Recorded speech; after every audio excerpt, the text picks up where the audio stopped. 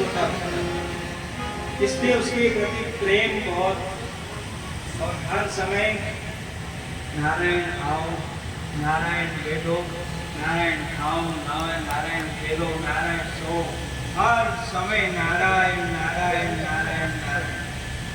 ऐसा होने से उसके जीवन के जितने पापों के पहाड़ थे धीरे धीरे करके जलने लगे। देखो, जानबूझ करके गलती नहीं करनी। देखो, भूल हो गई, लेकिन जानबूझ के दुआ पर तो नारायण नाम ले लेंगे, कुछ भी करो, ऐसा नहीं। जो जानबूझ के गलती करता है उसके ऊपर डबल चालान होता है। हाँ, इसलिए जानबूझ के गलत काम नहीं करना। कोई हो गया भूल चूक से, तो उसके लिए ये सब बात। अब उस नाम के प्रभाव से उसके पापों का नाश होने लगा। जब पाप बहुत बढ़ जाता है, अति उत्कट पाप और अति उत्कट पुण्य, उनका फल तत्काल मिलता है। असमय में मृत्यु आ गई, असमय में। अब आयु पूरी क्यों नहीं होती है? सभी की आयु 100 वर्ष निश्चित थी,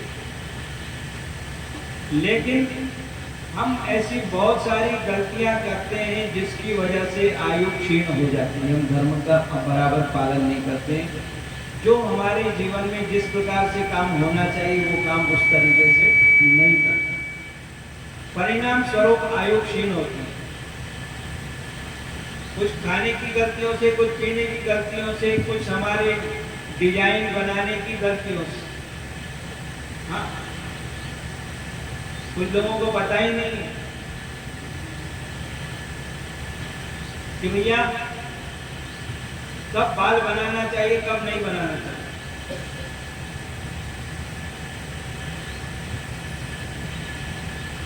कभी भी किसी भी दिन किसी भी समय शेविंग चल रही है या कटिंग चल रही है, वो सब उसमें कारण है। ये सब महाभारत वगैरह में लिखा होता है कि उनके कारण मनुष्य की आयु क्षीण होती जाती है, उम्र कम होती जाती है। यहाँ पर इस अजामिल की ऐसी स्थिति हुई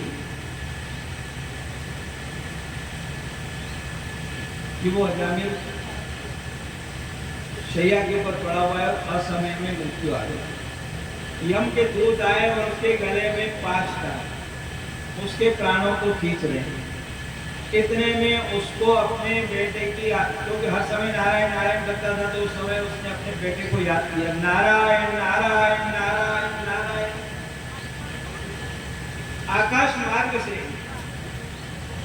लक्ष्मी जी जा रही थी और उनके साथ में भगवान के पार्षद जा रहे थे। उनके कान में ये 8 स्वर पड़ा, कोई हमारे ठाकुर जी को, हमारे स्वामी को बुला रहा है, नारायण नारायण नारायण। वो लोग नीचे आ गए और उन्होंने आकर के यमराज के दूतों ने जो पास डाली हुई थी उस पास को काट दिया और उनको धक्का दे करके दूर खड़ा कर दिया। अरे तुम लोग कौन हो? और ये क्या कर रहे? अरे हम लोग धर्मराज के दूत हैं और ये पापी है, इसने ऐसी ऐसी गलतियां की है, तो इसकी शुद्धि के लिए हम इसको नरक में ले जाएंगे और वहां ले जा करके इसका शोधन करेंगे, इसकी क्लीनिंग, इसको अच्छे प्रकार से साफ करेंगे। अरे तुम धर्मराज के दूत हो? धर्म किसको कहते हैं मालूम है तुमको? आज दिन तक का कोई सवाल पूछने वाला और ऐसे पास काट देने वाला, यमराज की पास को भला कौन काट सकता है? कभी ऐसी घटना घटी नहीं। तो उन लोगों ने कहा भाई देखो, जो वेद के द्वारा बताई गई बात है, वेद बोधित इष्ट साधन ताको धर्म, वेद जिसकी आज्ञा देता है उस कार्य को करना चाहिए,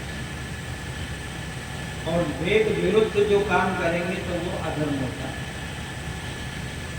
आदि आदि बातें उनका बड़ा संभाषण हुआ। दोनों ने कहा कि तुम भागवत धर्म जानते हो? भागवत धर्म जानते हो? तो हम नाम ही पहली बार सुन रहे भागवत धर्म। ये कौन सा धर्म है?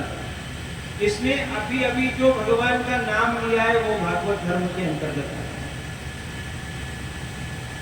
नाम लेने के बाद में इसने दूसरा कोई पाप नहीं किया।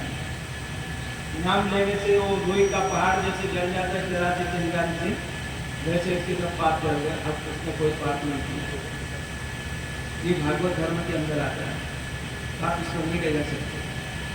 वो आपस में ऐसी बातें करती रही और समय पूरा हो गया।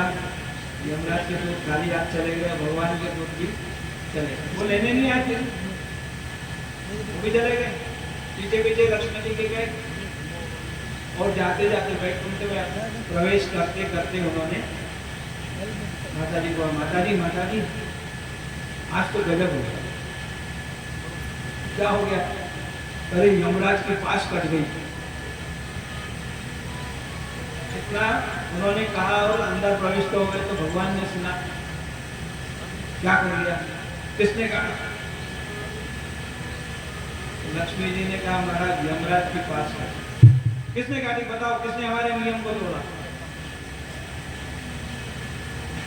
महाराज उसने आपका नाम लिया और ये वहां पर चले गए। उस प्रकार से बात हो गई।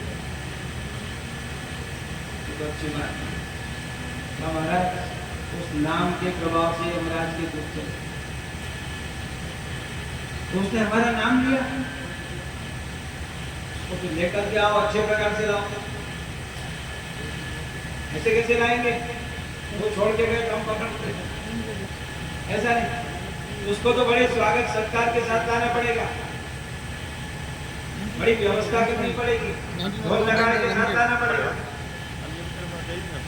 यमराज के दूत खाली हाथ गए तो यमराज ने पूछा भाई क्या बात है?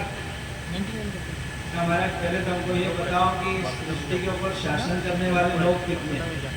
आज दिन तक तो हम यही सोच रहे जो मरे उसको सीधा यही लाना, जो मरे सबको पकड़ के लिया। लेकिन आज हमने देखा कि वहां पर चार हाथ वाले आए, सबके हाथ में शंख चक्र गदा पद्म, और उन्होंने आपकी बात को काट डाला।